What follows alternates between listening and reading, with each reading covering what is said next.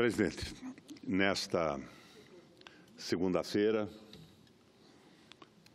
com o plenário vazio, eu me dirijo a Vossa Excelência e aos telespectadores da TV Senado e da Rádio Senado, fundamentalmente, para falar sobre o nosso Meirelles, o nosso ministro da Fazenda.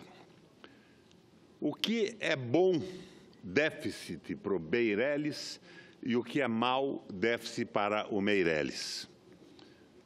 Eu vejo o nosso ministro da Fazenda, nestas questões, como um nefelibata, um observador de nuvens.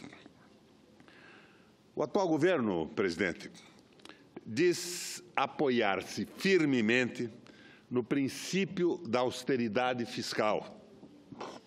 Em sua retórica, o equilíbrio fiscal é uma regra sagrada, essencial, para que fique assegurada a confiança do mercado na recuperação da economia e na retomada do crescimento.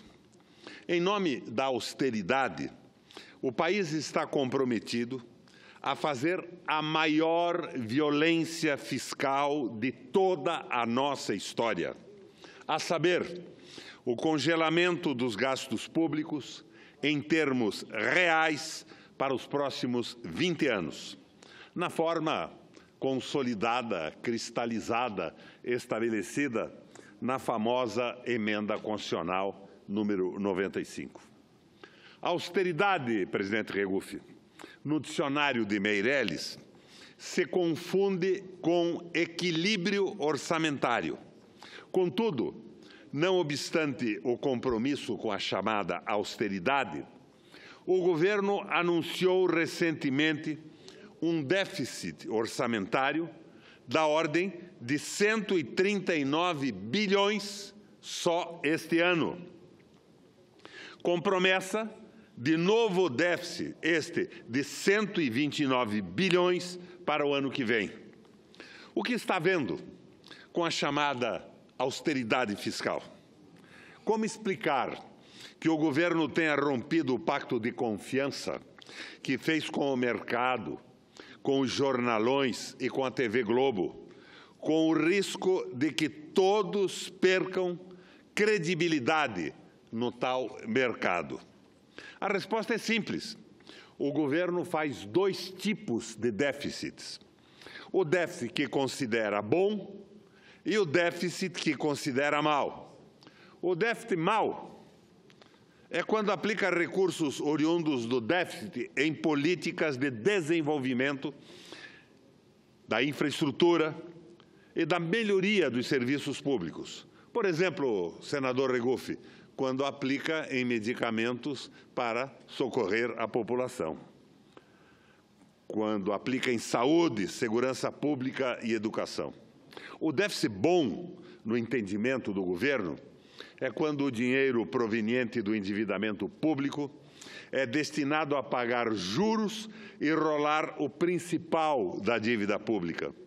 Em outras palavras, é o déficit resultante exclusivamente da agiotagem financeira para a alegria dos especuladores amigos de Henrique Meirelles e de Ilan Goldfein, o presidente do Banco Central, que veio do Banco Itaú.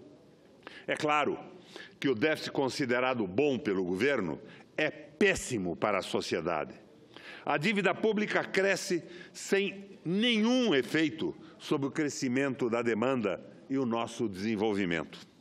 Para o povo, é dinheiro literalmente jogado fora. Serve apenas para ampliar o patrimônio dos ricos, aplicado em títulos da dívida pública e concentrar renda na mão dos milionários, titulares da dívida pública. Isso não é novidade na política econômica brasileira. Novidade é o cinismo como Henrique Meirelles defende essa política com unhas e dentes, em nome da promoção da chamada confiança do mercado na retomada do crescimento. O déficit, bom para a sociedade e certamente ruim para Meirelles, é o déficit que corresponde a gastos públicos efetivos, gerando demanda na economia, gerando investimento, gerando emprego e gerando mais demanda e mais emprego. Num círculo virtuoso. É o que se chama de política keynesiana. Foi usada pela primeira vez nos Estados Unidos e na Alemanha, revertendo a Grande Depressão dos anos 30 do século passado nesses dois países. Esse déficit é repelido por Meirelles justamente porque ele não está preocupado com o emprego e o desenvolvimento, mas com mecanismos de facilitar o enriquecimento de especuladores. Acaso Meirelles não sabe disso? É provável que saiba, porque é do tipo que escolhe os ganhadores do jogo financeiro. Além disso, ele não passa de um contador de banco familiarizado exclusivamente com especulação. Dele não se conhece nenhum trabalho sério na área da economia. Esse é o caso também, senador Regufe, do presidente Michel Temer, que em sua longa vida parlamentar jamais tratou de questões econômicas de fundo. Em consequência, o barco de nossa economia vai sendo tocado de ouvido ao som da pura ideologia. Agora, suponhamos, apenas para efeito de discussão, se ao menos parte dos 130 bilhões previstos para serem queimados na fogueira da especulação, como déficit financeiro, fosse direcionado para a economia real, o efeito sobre a dívida pública seria idêntico, mas a economia, sobretudo o emprego, sofreria um impacto direto, altamente positivo. Para atender à nova demanda do setor público, o investimento privado e público começaria a se recuperar e o desemprego rapidamente cairia. Nada disso seria novidade, insista-se. Novidade, convém enfatizar, é a hipocrisia, a canalice e os subterfúgios com que o ministro da Fazenda defende sua política como um caminho de restauração da confiança do mercado na política econômica, que estaria esperando só isso, apenas isso, para deslanchar. Novidade é a infinita cara de pau do governo em relacionar confiança, senador Regufe, um fator subjetivo em retomada física da economia. Tudo disso resulta que, sem nenhuma possibilidade de melhora, milhões de desempregados e subempregados, milhões de subnutridos, milhões de famílias infelizes sentem os efeitos do déficit financeiro bom para o governo, com que Meirelles manipula a sociedade brasileira. O mestre mundial do déficit financeiro são os Estados Unidos. Eles tiveram elevados déficits fiscal-monetários, mas ao menos reservaram parte deles para a economia real. De fato, depois da crise de 2008, nos 7 primeiros anos, o déficit acumulado em nome de uma política fiscal de estilo keynesiano foi de 7 trilhões de dólares, com vistas, sobretudo, a atacar o desemprego. Funcionou. O desemprego baixou para menos de 5%, patamar em que se encontra agora. É verdade que, do lado financeiro, o Banco Central americano tenha injetado 16 trilhões de dólares no mercado no mesmo período para dar suporte aos especuladores em crise. Isso não tira, no entanto, o mérito da política fiscal desenhada para atacar o desemprego e o subemprego. Entretanto, tendo feito uma política fiscal, ao menos parcialmente correta, o governo norte-americano, através do Fundo Monetário Internacional, do Banco Mundial e das agências de risco, pressionou duramente para que países em desenvolvimento, como o nosso Brasil, embarcassem na balela da austeridade. A marcha da hipocrisia financeira de Meirelles não para na falácia da política fiscal. Juntando o déficit fiscal com a política de gastos da Seguridade Social, os falsários da Fazenda, a mando de Meirelles, anunciam um déficit previdenciário de 402 bilhões para este ano. Trata-se, senador Regufe, de uma manipulação, grosseira manipulação dos orçamentos com vistas a justificar a reforma previdenciária, a entrega da Previdência para a banca privada.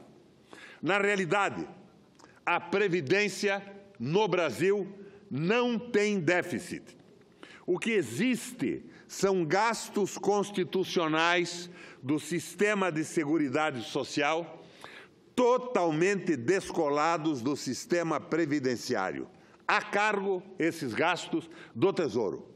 A Previdência é sustentada com colaboração do empregado e do empregador, mais PIS, COFINS, participação no lucro líquido das empresas e até as loterias. Ela é altamente superavitária.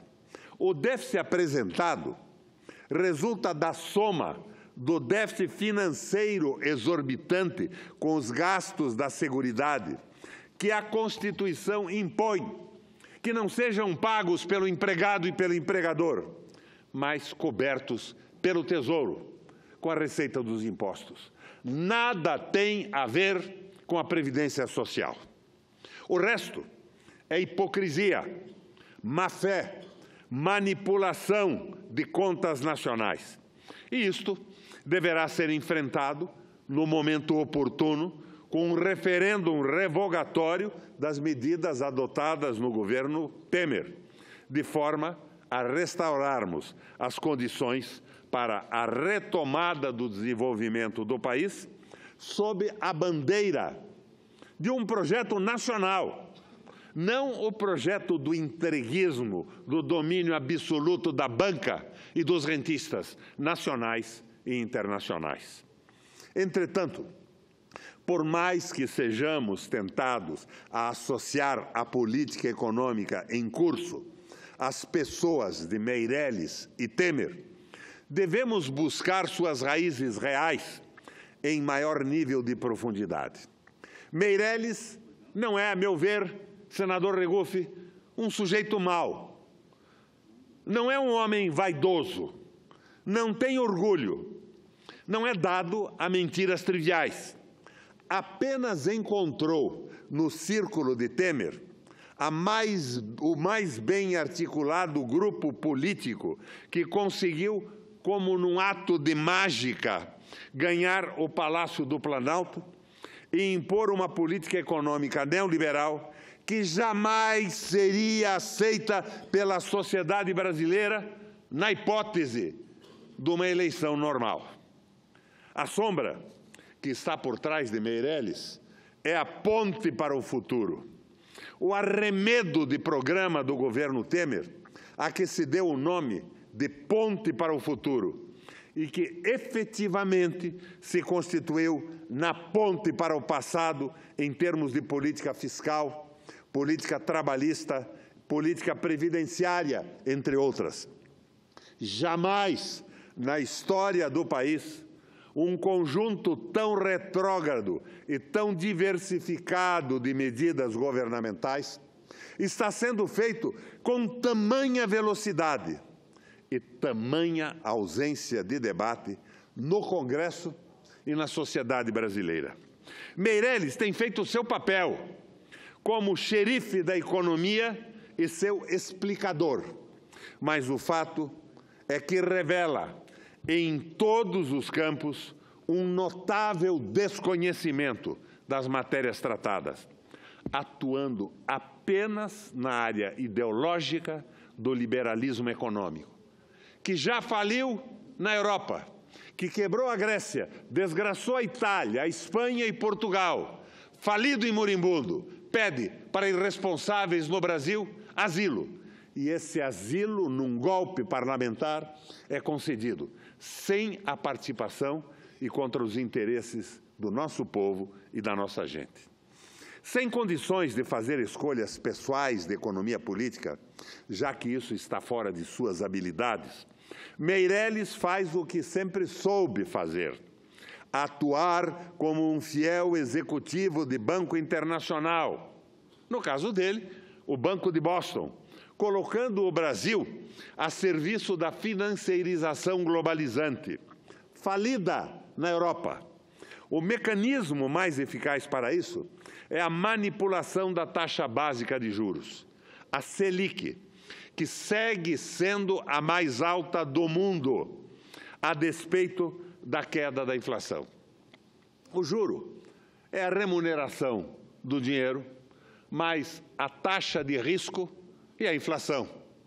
A inflação no Brasil tem caído abruptamente porque pararam o país, pararam os investimentos.